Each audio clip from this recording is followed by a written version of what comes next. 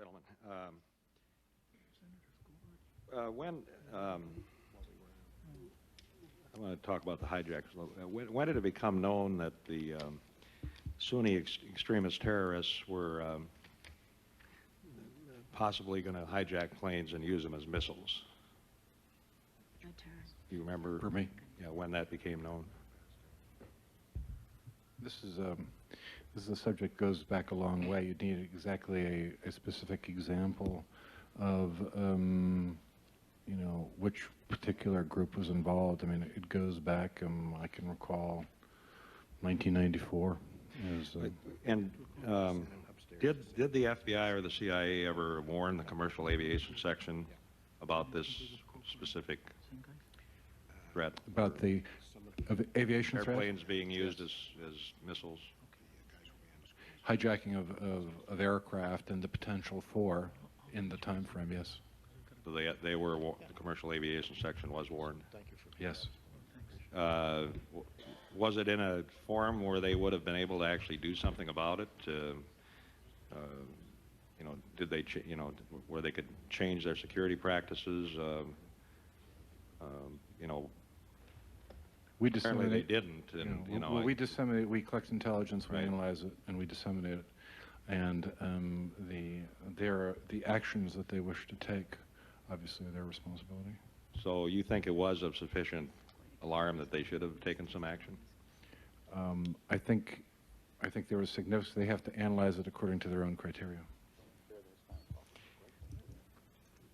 On this, following up on Congressman Reyes's on this FISA situation in Minneapolis, you say that this group meets once a month with this OIPR. This is a headquarters prioritization of all the FISA. So some of these sit around for a month before they actually get considered to the point where they can get past this process? It all depends, Congressman, on the priority of what you're talking about on a FISA. If you're but apparently the one in Minneapolis maybe never even got to that point, huh? Well, I'd be glad to discuss that with you, probably in closed session. Okay. And apparently you testified that that when you came in, that you were making a priority of adding staff into the field offices to try to beef up this area.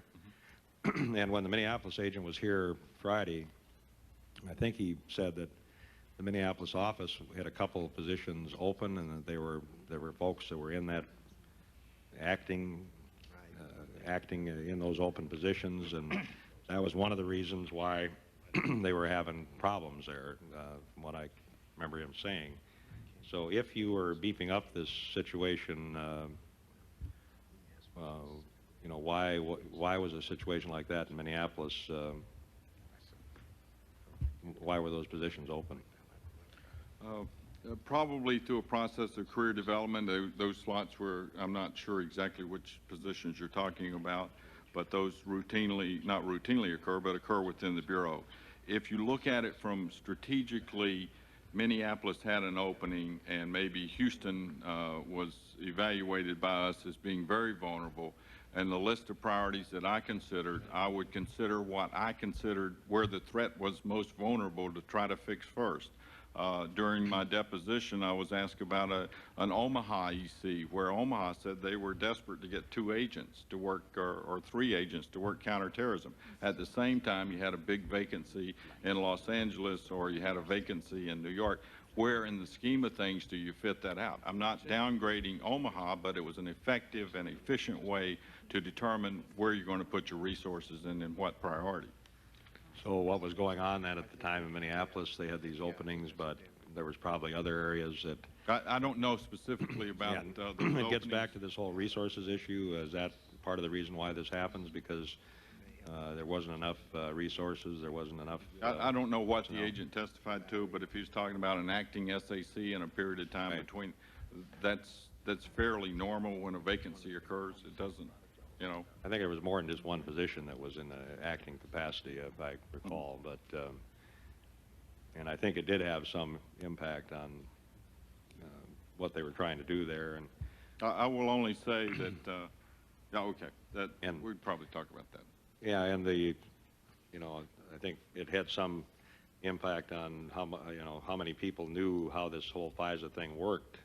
That is then the- absolutely correct. No. And if you deal with one FISA in your career, if you deal with 500, you certainly have a better understanding. Yeah, and I had asked, I guess my time is out, but maybe we can talk about the training process in this FISA too, because I still have some That's questions fine. about that. Yes, Thank you, Congressman. Mr. Chairman. Thank you, Mr. Peterson.